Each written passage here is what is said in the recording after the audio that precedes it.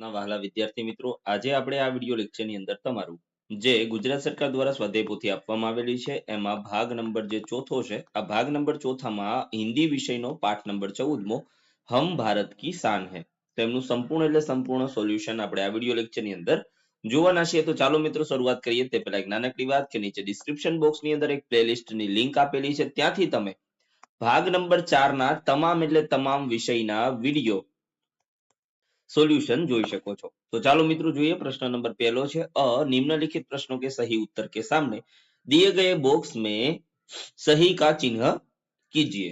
तो पहलू છે भारत की शान कौन है, तो बच्चे. बीजू बगिया शब्द का समानार्थी शब्द कौन सा है, तो बगीचा. त्रीजू धरती शब्द का विरोधी शब्द कौन सा है, तो आसमान. चौथू છે खुशबू कौन फैलाता है, तो फूल फैलाता है.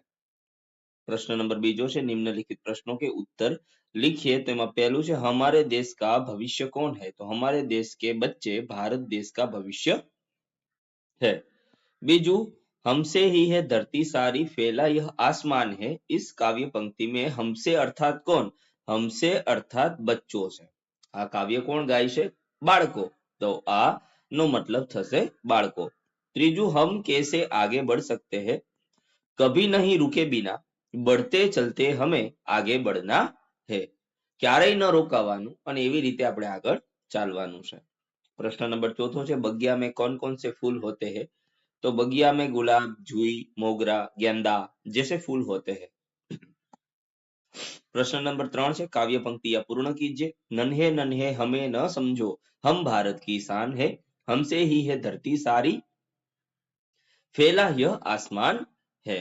बीजू ऊंचे ही है उठते जाना, आगे ही है बढ़ते जाना, बड़े चलेंगे नहीं रुकेंगे, हम भारत की शान है. प्रश्न नंबर चौथो से निम्नलिखित शब्द के समानार्थी शब्द लिखकर उसका वाक्य में प्रयोग कीजिए.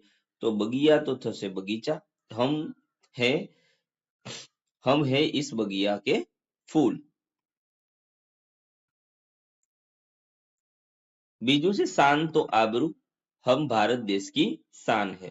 त्रीजू खुशबू तो सुगंध, फूलों का काम खुशबू फैलाना है.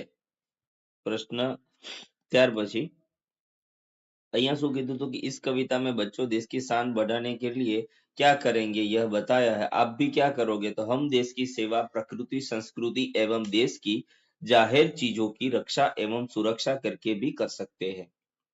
हम उससे अच्छे से पढ़ाई करके अच्छी नौकरियों में जाके देश की सेवा कर सकते हैं. ત્યાર પછી प्रश्न नंबर 5 છે हम देश की सेवा किस प्रकार कर सकते हैं, तो हम हमारे प्यारे भारत की सेवा किसी भी क्षेत्र में निष्ठापूर्वक कार्य करके और अपनी सारी फर्ज निष्ठापूर्वक और कर्तव्य समझ के निभाने से हम देश की उससे अच्छी सेवा कर सकते हैं, अच्छे से अच्छी सेवा कर सकते हैं. તો આ હતો મિત્રો સુંદર મજાનો પાઠ. ફરી મળીશું નેક્સ્ટ વિડિયો લેક્ચરમાં. ત્યાં સુધી જય હિન્દ, જય ભારત.